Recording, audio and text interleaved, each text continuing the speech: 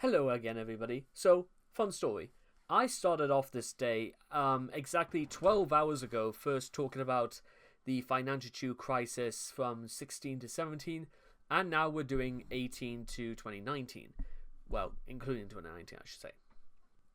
Anyways, so what I came to the conclusion about earlier today was how I talked about the idea that Chris has no real concept about financial precognition and the fact that how badly his actions really make him look. For someone who is unfortunate enough to be recognized as the most documented person of all time, it's strange that Chris never caught on to the fact that people will be finding out about his shenanigans probably even before he even does them. Try and work that out.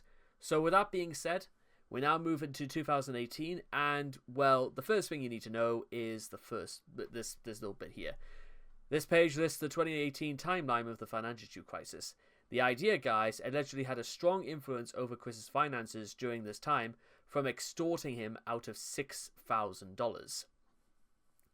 What does $6,000 mean to Chris? Well, let us see. January.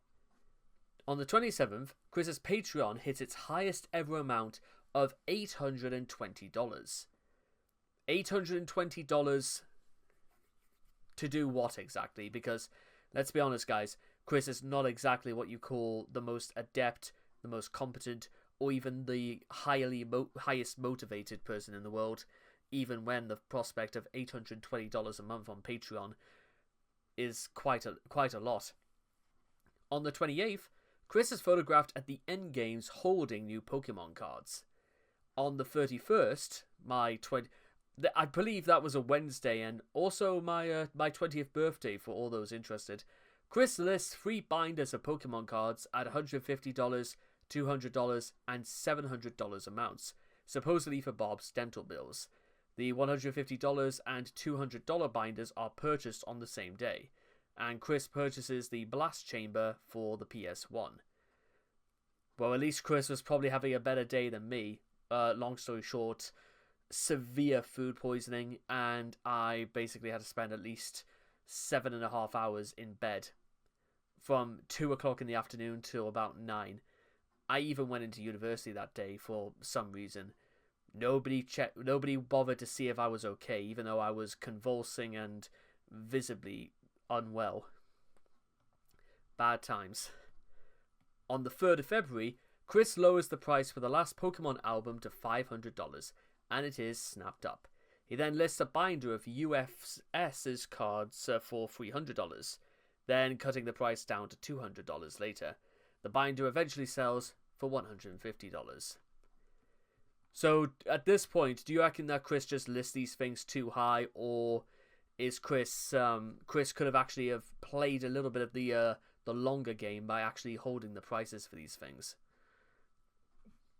Or maybe Chris is just desperate to get these things, off of the table and, in the money in his possession, that it kind of strong arms Chris in some way to lower the pricing. I don't know what the exact answer to that is, but I could say probably Chris could have stuck to $200 and not budged for $150. But that's just how I see it. On the 11th, Chris suffers seller's remorse and buys 2 Pokemon cards, Charizard and Shining Gyarados, to replace the ones from his binder, spending over $50. He also maintains his habit of buying empty game disc cases to make his collection appear neater, acquiring 3 for Xbox at a $9 cost. On the 27th, searching through the hoard for more junk to sell, Chris finds a package of 25 bootleg Pokemon Leaf Green/Emerald games for a concerned fan who mailed them to him 3 years ago, and puts them up on eBay, saying he wants sales to help my mother and I some more, please, thank you. He makes $80 in sales that day, then probably spends $35 of it on 2 My Little Pony Funko dolls. So, as I said before, don't give money to Chris, because it's straight up a scamming con we've got going on. Also, Chris sent one of his eBay buyers an empty envelope and receives negative feedback. What did I just say? On the final day of March, Chris spends $500 to get Ancestry DNA reports of him, his mother, and his deceased father. Not exactly what you would call priorities, if you ask me. Now we move on to April, and this is where things get a bit more interesting. On the 5th, Chris lists calls old homework and childhood awards for sale. What a scumbag. On the 6th, he begs for sales of Cole's stuff in a paid video request. On the 9th, Chris uploads another begging video featuring Bob, and they claim the Chandlers must make 2 payments to the mortgage company this month, echoing a problem from a year prior. TT donates $40 because a Ween had failed to pay Chris for a paid video request. Despite this probably being very easy to do, let's be honest guys, the paid video requests are of such low quality that you really are... Chris could have banged out nearly 100 in a single day, and even that was considered too much. On the 11th, on the 74th day of the Financhu Comics hiatus, Chris apologizes for the lack of updates. He records, "I'm stressed, but I am working on it," and begs for more sales anyway.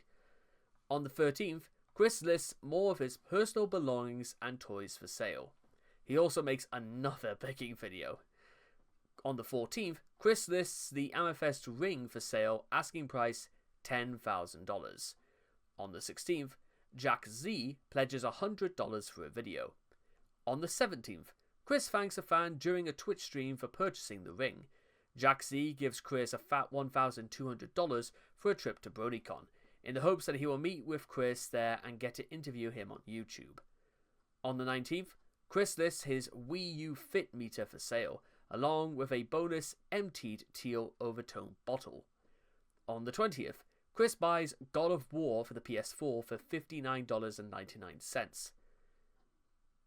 Was that, release date? Because that sounds pretty much like release date. Also, 420, hilarious. He also begs for a new phone because the battery on his current one is dying. Well, just charge the thing then. What do you want me to say, Chris? On the 23rd, Chris lists his porn drawings on eBay for $1,000. On the 24th, Chris begs for $200 in exchange for a video tour of his house. Never a good idea, that. May 18th. Our finances are very low, the worst it has ever been. How bad, you may be asking? Well, let's find out. On the 1st, Chris wastes $67 on amiibos. So it's your fault then, Chris. It's not because it's because this was all Chris's fault. I wish I was joking, but I'm not. Because that's the thing. Honestly, all of this was Chris's fault. But let's keep going. On the 2nd, Chris complains about the fact he only received $450 from Patreon instead of the $900 that had been pledged prior to the billing period, even though he had been gone for 95 days without lifting a finger on updating the comic. On the 4th, Chris begs for money to be donated to ship out people's items that they had already paid for. I can't believe I'm reading that. On the 5th, Chris puts out an ambiguous statement that something bad had happened to him during the last 6 months, and that as a result, his finances are the worst he's ever been. Take a guess what that might possibly be. On the 8th, Bob and Chris beg in multiple videos for mortgage payment money, saying that they must make 2 payments tomorrow and are at risk of foreclosure if they do not. He slashes prices on eBay, offers free shipping, and offers a celebrity visit from himself for $500. Later, Chris wastes money by buying a lease one, get one deal from Sprint, as an upgrade to the iPhone's 8s, meaning he has 2 phones. He puts his old damaged iPhone 6s up for sale for $350, but refuses to sell the new ones too. On the 9th, Chris scrounges up the money to make the mortgage payment, blames the mortgage company for being money-gouging assholes. As we see here, able to make the mortgage payments. Is the house being foreclosed? Yes, we are making the full payment now. It is not being foreclosed. Why do you have to make 2 payments in 1 month? Because Steritus Mortgage is a bunch of shitty money gouging assholes. Okay. On the 10th, during a paid video, Bob and Chris beg for eBay sales to help pay the mortgage. Chris complains that he can't go to BronyCon 2018, saying, "I took care of my bills and everything was taken from me. I fucking hate everything." Well, it just says fucking everything, but why split hairs? On the 16th, it is estimated that eBay charges Chris a $220 seller fee for the $2,265 worth of sales he made in April. On the 18th, Chris tweets to BronyCon requesting free admission on the grounds that y'all know who I am and that he is having extreme financial difficulties. A fan points out that BronyCon offers a 3-day pass for only $65, but Chris hesitates, saying he wants a higher tier pass for getting autographs and laments that, due to unfortunate circumstances, my funds are low beyond my typical careless spending. So Chris is straight up admitting that a lot of the spending is his fault. Well, there's your answer, guys. He knows fine well he's doing this on purpose, and he doesn't really give a shit. Note, the higher tier passes only grant priority in line. Chris also complains about Steritus, saying that the mortgage company had called Bob and claimed that they had not received their check, despite Chris consulting his bank and confirming a cashed check. Note, Steritus has many negative reviews for its poor customer service, many of which make their similar allegations as Chris. It could also be the work of Lucas Wolf, a ween who has a history of fraudulently representing himself as a customer service representative. I'm pretty sure you could go to prison for doing stuff like that, but what do I know? Finally, a fan suggests that Chris get a job, to which he quips, "You're so original." Though why that's not a good idea, I will never know. Even people who make nearly $2,000 a month on Patreon, some of them still have full-time jobs. On the 19th, a fan suggests that Chris use BronyCon as an opportunity to make some money by selling at the Artist Alley, but Chris rejects the idea, because of course he would, saying he wants to experience the whole BronyCon, and I cannot do that from sitting in one spot in the marketplace. He requests a rain check on at Life of Bria's comic book prices until next month. He then asks BronyCon for a free upgrade from the bronze pass he had paid for weeks ago to a diamond pass, conflicting with his claims from the previous week that he could not afford to go at all. Note, it is confirmed that Chris has indeed paid for a bronze plan, a perk of which is a website, thank you, and his name is listed in the sponsor section as Christine Weston Chandler Sonichu. Also of note is that the bronze plan is $250, while the diamond that he desires is $2,000. On the 20th, Chris makes a plea for eBay sales money in case he needs to put Polo, one of Chris's cats who is terminally ill, to sleep at a vet. Polo passes away hours later at his home due to natural causes from old age. While grieving for Polo, Chris tweets that the household is running out of food, saying, "We have no fresh food, no raw meat, no fruits or veggies, only canned food and an old bag of powdered milk.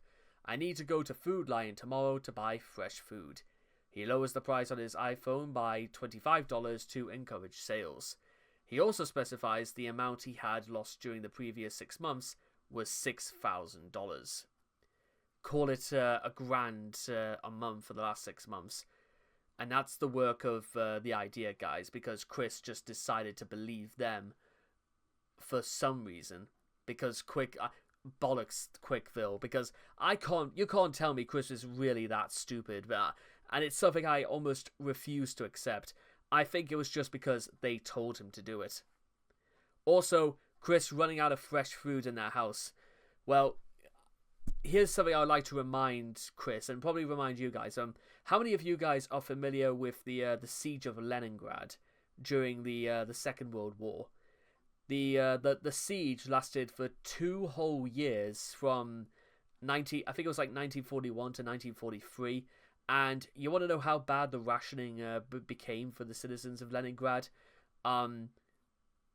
People would, people would start eating, bread that was laced with paste and sometimes wood, little shaved wood trimmings. And sometimes it would be uncommon to see people resort to eating soap. So you think Chris has it bad? That's nothing compared to the people in Leningrad, because bear in mind, in the 2-year siege of Leningrad, more people died than the entire war dead of the United States and the United Kingdom combined. And yet, even the people of Leningrad, many of whom who survived the dreadful ordeal, they faced the possibility that they actually might perish in the streets. And yet they overcame it. If you are at all interested, I'd recommend it. See The World at War, Episode 11, Red Star, for reference. It's because once you see that, I don't think you'll ever complain again about having powdered milk or canned food ever again. On the 21st, at least 2 Twitter fans donate $35 to Chris. He begs for a sale on his GoBots figure, but the listing expires with no takers. On the 23rd, Chris thanks people who gave him donations, noting that his audience that he was given Food Lion gift cards as a way of ensuring that he would only spend the donation of a food, and that he's still in financial distress. He sets standards for the video requests he'll make, specifically no more shoutouts to school shooters. Fair enough. And donated food he'll eat, turning down an offer for pizza as it's junk food. He puts a price tag of $1,000 on his Twitter account to a fan who asks about buying it. Not even for $1, Chris, would I buy it. You're kind of out of luck there for $1,000. On the 25th, Chris tweets he's still in need of food money, suggesting that if people want to be sure that the money goes to food, they can send him Food Lion gift cards, and offers to show receipts to show it won't be wasted on junk. He also says he is exploring ideas to level off his financial situation, but follows up by saying, and no, don't tell me to get a job. I would be harassed until the end of Equestria. I prefer to work from my own pace at my own home. A fan suggests he simply not tell people where he would be working, but Chris responds that this wouldn't be enough, saying they would find out. Lots of people at Seaville know who I am. Someone who would see me working, and it would be online within minutes. Well, 2 things I want to say about that. One, Chris is probably not lying about this, irregardless of how unlikely it would be for Chris to actually find work anyway. Second, I thought this is what you always wanted, Chris. Years of you saying, firstly, you wish you were me, and y'all should know me by now. So, Chris is getting exactly what he wants. He is now famous everywhere he goes. Which, ironically, might be the sort of thing he never would have wanted. However, you reap what you sow, Chris. That's exactly what happens. You dreamt of becoming famous through your work, and, well, you did become famous for what you've done. So, there's no point in trying to be surprised anymore. You've created a monster here, Chris. It's as simple as that. On the 18th, on June, on the 4th, a day before the due date, Chris pays the first half of 14 Branch Lane Court's 2018 property tax, costing him $606.83. Talk about saved by the fucking bell, if you ask me. On the 9th, Chris spends $30 on Sega Mega Drive and Genesis Classics games for the PS4. And despite having only just escaped dire financial straits 2 weeks before. So, it literally trying to drill it into Chris's thick skull, and he immediately capitulates and just wastes more money as like never before. All of that. So what a waste. On the 10th, Chris spends, and he goes straight to it, $34 more on toys, 2 My Little Pony Funko Pop figurines. On the 12th, Chris sells 9 cards from the Wall of Originals for $100. On the 13th, he records Send Me to Too Many Games Convention, requesting $400 for the trip. On the 14th, Chris goes on the defensive when accused of spending donations on toys, despite, all the evidence in the world, saying he does not loosely spend money on toys as much as I used to, or at all. It is all derogatory comments like that which portrays you as a troll. What, despite the fact that it's true anyway, and that you even admitted that you blow whatever you get. So, where are they meant to be lying now, Chris? In July, on the 14th, Barb requests Chris's followers to purchase a blanket from her for $200 to cover a trash bill she owed as a result of clearing out some junk from the house. A fan buys it the next day. Trash bill? What do you mean a trash bill? Listen, guys, you know what my family does when we have to get rid of trash? It might be, cut grass or anything like that, or just junk that's too big to be, taken away by the trash men. We take it to the tip. That's what we do with it. We just get rid of it. Unless, of course, you have to go across the state just to do it. I can't see this necessarily being too difficult. On the 27th through to the 29th, Chris spends $2,000 at BronyCon on merchandise. On the 29th, due to spending his bank account to its last $20 at BronyCon, Chris is unable to pay for a tow truck when his car breaks down on the way home. He begs for money online, what's new, Pussycat, to cover the towing bill and records "Waiting for the Tow Truck," in which Chris just walks around trying to sing, and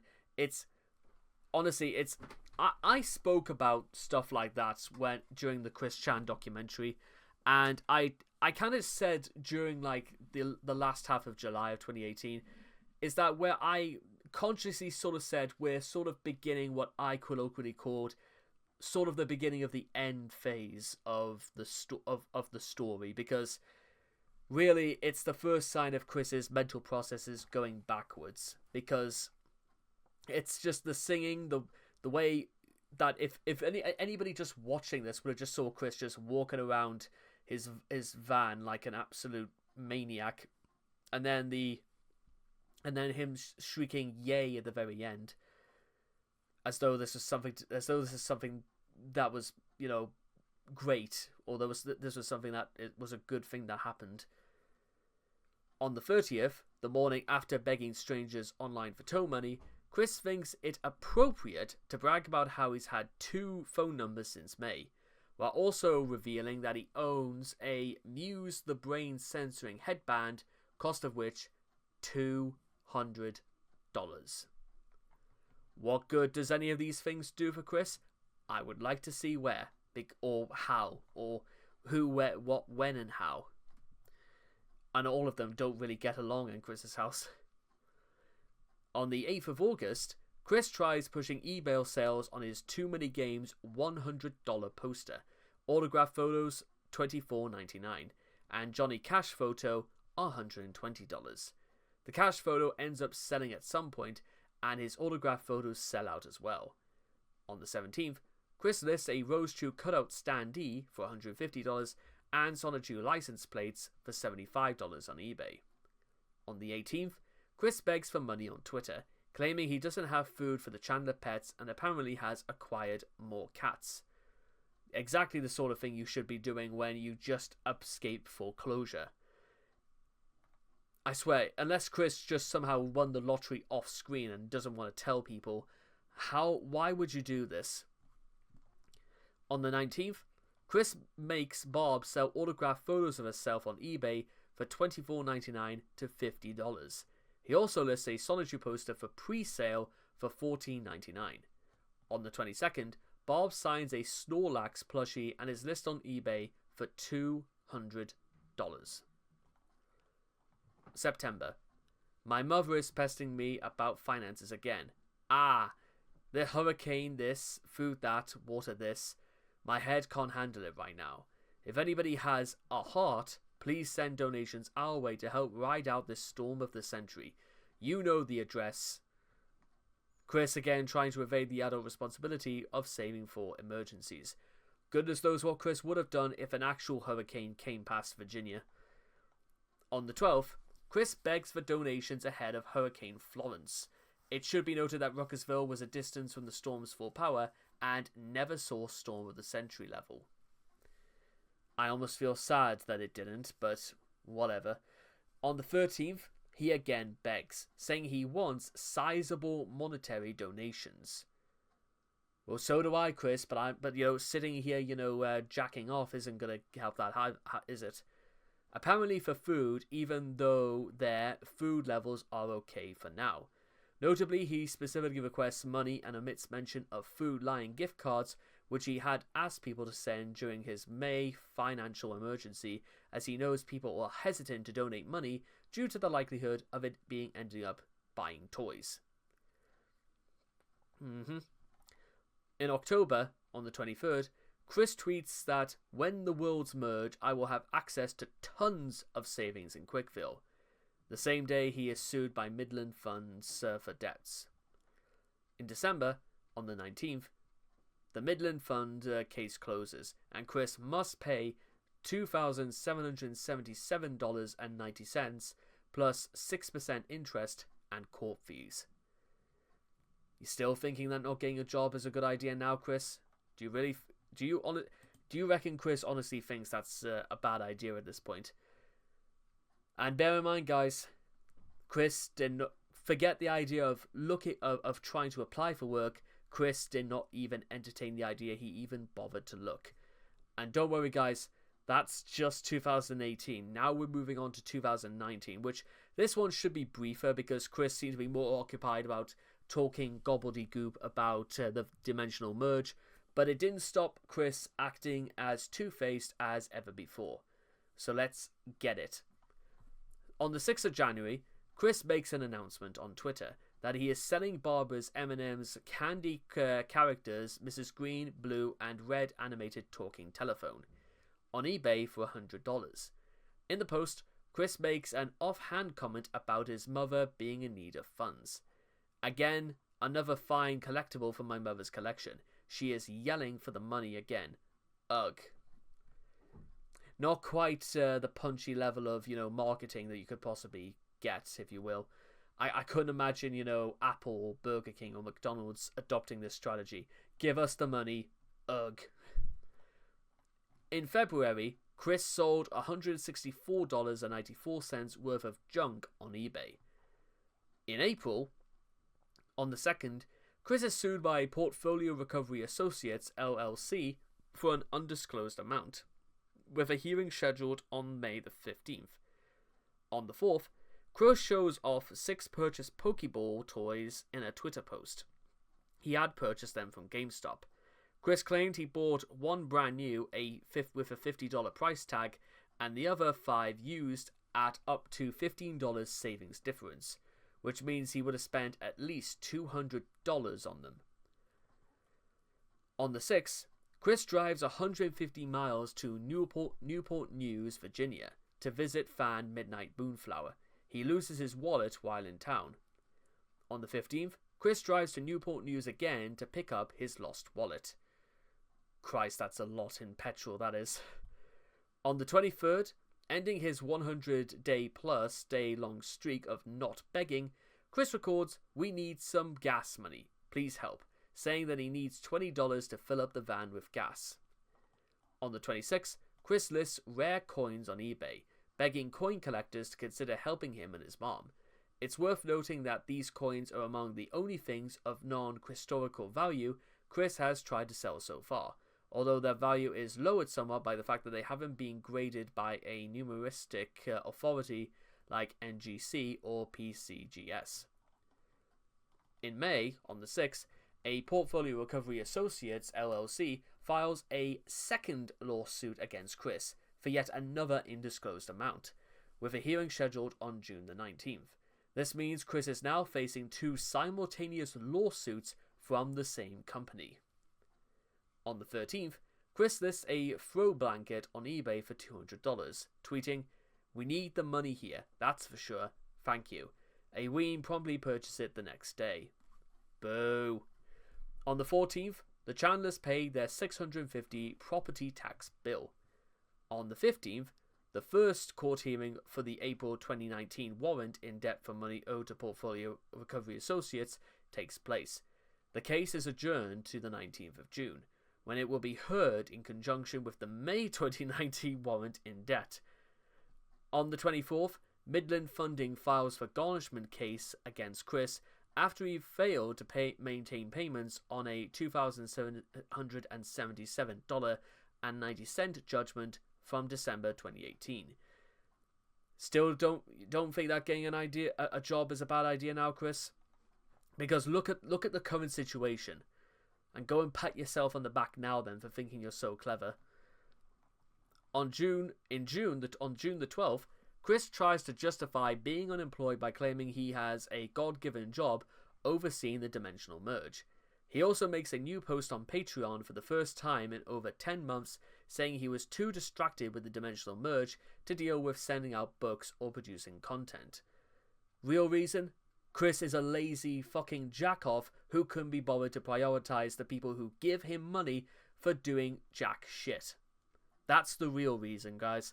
And again, it pisses me off knowing that people again, I talk about Chris not having, not understanding or understanding the concept of why money is valuable, or even the concept of things being valuable at all. But it also says a lot about the people who are also willing to give Chris money, because I don't think they understand the concept of value either. If you think giving money to Chris is somehow a good idea. Because let me tell you something right now, guys. Everything we've seen so far, even if you go as far back as 2006, where it took Chris an entire year to do Sonnet issue 6, it's not worth it. And I don't really know at what point where we were meant to see it, whether it was, because at what point was this meant to be worth it? On the 13th, Chris lists another blanket for eBay for $225. On the 17th, Chris's eBay account is restricted, and his offerings for sale delisted. He confirms this 2 days later on Twitter. On the 19th, Portfolio Midland Associates' claim for debts against Chris is heard in court.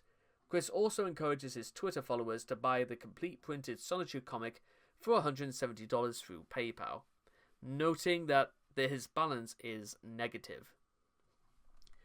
On July the 1st, Midland Funding's claim for garnishment fails, due to a combination of Chris's impulse spending and the immunity from his federal Social Security payments.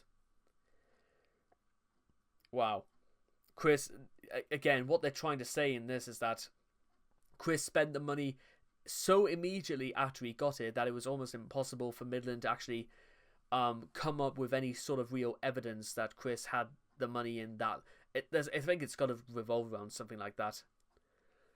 But that's kind of embarrassing that apparently this failed. Because really it shouldn't. On the 8th, Chris begs for $600 for accommodation for BronyCon and mentions that two friends, likely Sarah and Steve, had planned to attend him but pulled out. Meanwhile, Chris, shut up, do not hate, and help me out if you can, please. Chris angrily telling someone just to shut up and give him money.